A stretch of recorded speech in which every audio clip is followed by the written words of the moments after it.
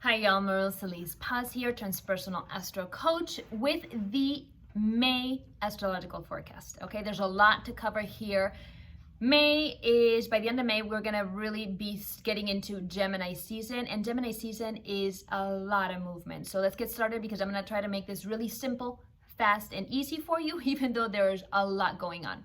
So you know that last month we started with one retrograde, Pluto in Capricorn retro. Okay, well this month we have 3. Okay, I'm gonna go into that and explain why this is not something to fear, but this is something to really harness and take advantage of.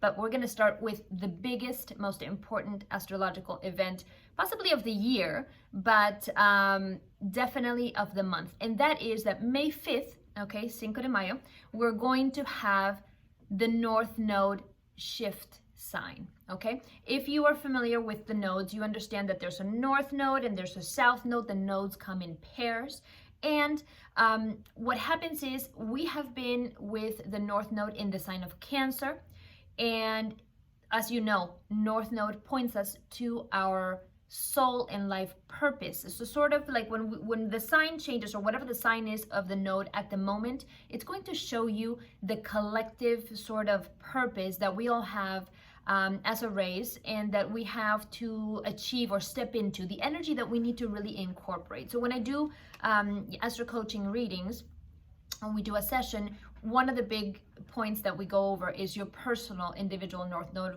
as seen from your own natal chart, your birth chart. This is the node that is, that whatever is sign the node is in right now. So if you're born right now, that's going to be your north node. But if not, this energy, whatever this north node is going to affect us on a collective level. Okay, so it's kind of shifting from Cancer into Gemini, and it's going to shift our focus on purpose, okay, on what our purpose as a collective is, from everything that was Cancer, which is healing the mother wound, the childhood wounds, having that emotional component really come into balance in our own self and in our energy. This was a time to have done all of that in the past year and a half. And now on May 5th, we're switching from that. And also, remember, because nodes are in pairs, you've got Cancer and you had the south node in Capricorn, and that means that there was a shift and sort of a focus or a pull between home and family and all the things that Cancer stands for, and work and authority. And well, this is the mother, this is the father, so it's the authority figure traditionally, and all of those things, which is why we've seen a real shift in what has happened right now with the planet as well, where it's like, okay, Mother Earth is healing. What does it mean to have our freedoms, etc.? Well, this is going to come into even more of a focus in a different way and in a more expressive way for us, because as we step into the Gemini North Node energy, we're stepping into the messenger of the zodiac. So May 5th, North Node goes into Gemini, South Node goes into Sagittarius, and this means that our focus is going to be all things Gemini. If you're a Gemini, you know what I'm talking about, okay? What are these things? For one, Gemini is the messenger of the zodiac, okay? So ruled by Mercury, which was the messenger god. And so we're talking about self-expression. Who am I? What is my brand? What message do I want to bring to the world? What do I want to say, and how do I want to say it?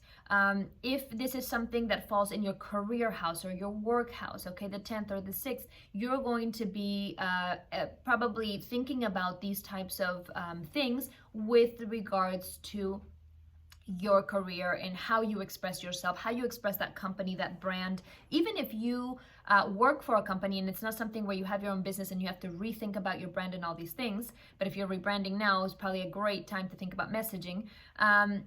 Even if you work within a company, what is my own personal brand within that company? What kind of worker am I? How do people see me, and what is that image how I see myself, and how do I want to see myself? Because there's who we are, and then some of the things that we want to maybe shift into and become, okay? So that's within your power to do.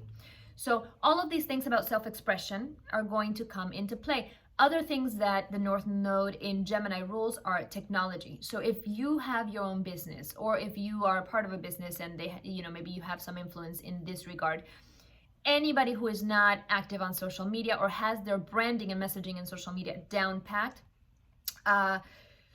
a digital component or virtual component in your business. If your business is solely sort of presence, physical presence, you need to have some sort of digital component to your business. It's going to be super beneficial. As we've seen during this time in quarantine, it was very useful for a lot of people to be able to work from home, to work remotely, to do things via the internet. Okay, so anything like this is going to come into play for the next year and a half. So if you haven't stepped into that, it's the perfect time to step into it.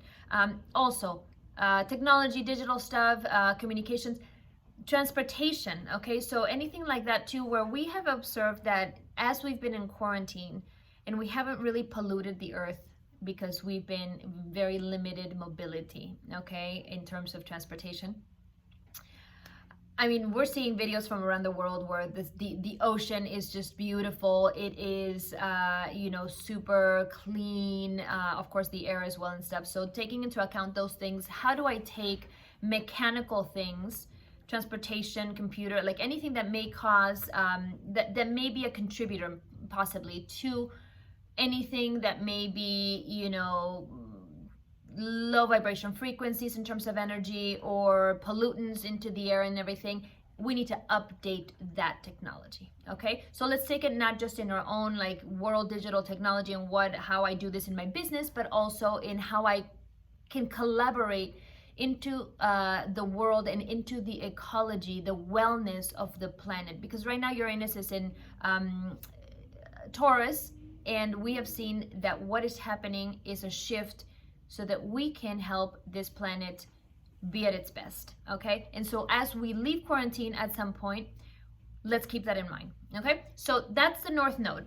It's gonna be expression, it's gonna be communication, it's gonna be technology, it's gonna be digitizing, all of these things, okay? Then on the 7th of May, we're gonna have a full moon. If you're not familiar with these full moon and new moon energies, these are always portals. What do I mean by that?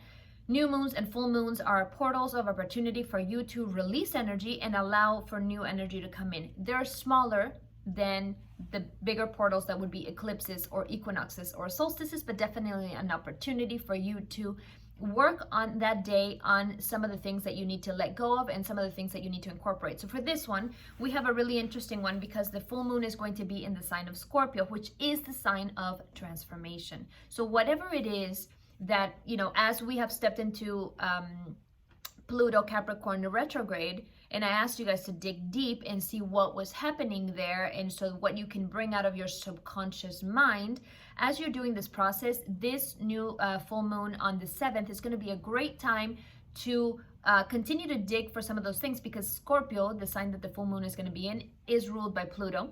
And of course, as you know, full moon is the sun is in one sign and the moon is in its opposite sign. So we have the opposite sign being Taurus. So we've got a very grounding sign. So this is a great full moon for you on the 7th to work on some of these things that you've been observing or feeling. Maybe you've been feeling super triggered. Okay, a lot of people since the shift last week into Capricorn, going retrograde, going within, asking us to look into our subconscious mind for things. We've been feeling very triggered, okay? People are getting kind of feisty and fighty, and maybe you want to get flighty and just leave out of all of it. No, I'm going to ask you and encourage you to actually face what's going on with you, whatever is triggering you, whatever's coming up for you. And in this full moon, because full moons bring the energy of the sun, okay, they bring clarity. It's like the sun is shining fully on the moon, so you've got a lot of light and you've got the quality of clarity to look into stuff. I'm going to ask you to look into these triggers and dig deep and see how I am really participating in maybe some of the drama that's coming up and what I need to release or transform into so that I can step into the power that Pluto is asking me to step into, okay? That super more empowered version of myself, okay? Then we come into the week of the 10th or 11th. The 10th is on a Sunday, the 11th is on a Monday. So we come into that week of 3 planets are going to get into retrograde, okay? So starting with Saturn on the 10th or so, Saturn is going to be really interesting. If you've seen the video about Saturn in Aquarius and Uranus in Taurus, and why this whole thing was happening with this planet and the quarantine and the virus and all that stuff, you understand that Saturn has stepped out of Capricorn, its ruler, and into Aquarius. Okay, what happens during a retrograde is this then goes back. So we're going to see Saturn step out of Aquarius and back into Capricorn, which is the sign that it rules. Really interesting thing, but it's not going to be such a huge deal for us because we felt that energy already recently before. This is something that is going to ask us to look at whatever relationships may be karmatic. Okay, what does this mean? Well, I have a bond with this person from another life, or I have this issue in my life from another life, and so how am I going to deal with this? What do I want to do with it? Come into that transformation, that letting go, that release, and step into my power. Okay, so it's all related. This is going to take place, I think Saturn is going to be retro until more or less the end of September. At the same time, shortly after, Venus is going to go retrograde, and then shortly after, Jupiter is going to go retrograde. We're talking about like the 10th, the 12th, the 14th. Okay, so this whole week of the second week of May, the second official week of May, you're going to feel a lot of boom, boom, boom. Retrograde is asking you to stop focusing on exterior stuff and trying to do stuff externally, and to focus on the inside, and to focus on doing a full review of whatever these planets that are going into retrograde rule, and whatever they symbolize, whatever they stand for. In the case of Saturn, we're talking karma, and like I said, these bonds from before, or whatever issues or patterns you may have from before that you need to revisit, you need to review, you need to maybe break down and maybe have some breakthroughs with, okay? In the case of Venus, this is something super unique because Saturn and Jupiter, these two planets, which are both going into retrograde this week of the 10th, I believe it's the 10th and the 14th, and then they come out also out of the retrograde period, both in September. There's an annual retrograde for Saturn and Jupiter. So it happens every year. Our system is in tune and familiar with this energy going retrograde, okay? And so in the case of Saturn, it's an opportunity for us to review the things that I just said. And in the case of Jupiter, it's sort of a bit of a limitation or a little bit of a restriction in terms of growth and expansion and abundance. And because of that, I'm going to ask you to step into a little bit of savings, okay? And I'm going to ask you to really not expect for that touch of luck or big opportunity to be so easily found. I want you to search for opportunity, growth, and luck, if you believe in that, okay, within yourself.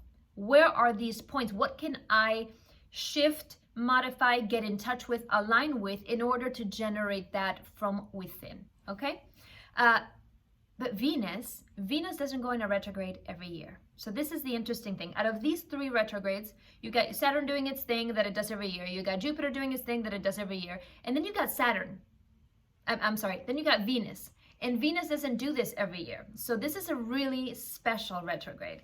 And Venus asks you something in particular. And what is it? Venus rules relationships and finances. Therefore, it's asking you to review your values, okay? Why do I say values, and why is this such a big thing? Well, the way that you manage your relationships is based on your values. The people even you interact with and the people you attract with is based on your values. The way that you manage your money and your finances, that's also based on your values. Largely, the things that we do and the things that we choose in our lives are based on our core values.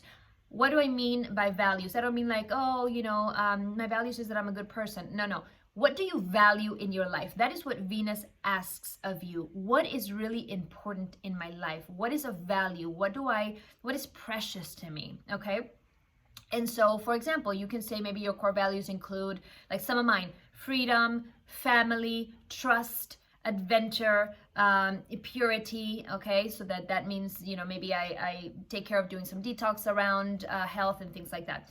So you look at your values and you're like, okay, well, my values are going to determine how I spend my time, how I spend my money, okay, what effort I put into certain things. And so you have to be very, very conscious about this process of reviewing what your values are, because values sometimes shift and change.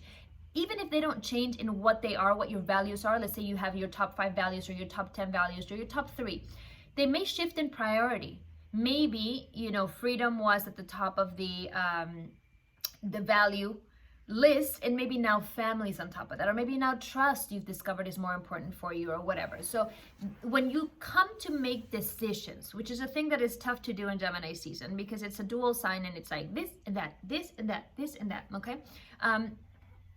You will see that understanding your core values and what's truly important for you is going to be one of the biggest advantages that you can have when it comes to making decisions. Your values make it easy for you, or when you understand them, or when you own up to what your values are, it makes it super easy for you to then make a decision, because you're going to make a decision based on what's truly important for you, okay? And that's what abides, that's what's lasting. Anyway, so Venus in retrograde is asking you to look at your values, and it's going to ask you to look at those expressed in terms of your relationships and in terms of your finances. Okay, again, I'm talking finances. I do, because both Venus and Jupiter are going into retrograde periods. I want you to think about where you can save money.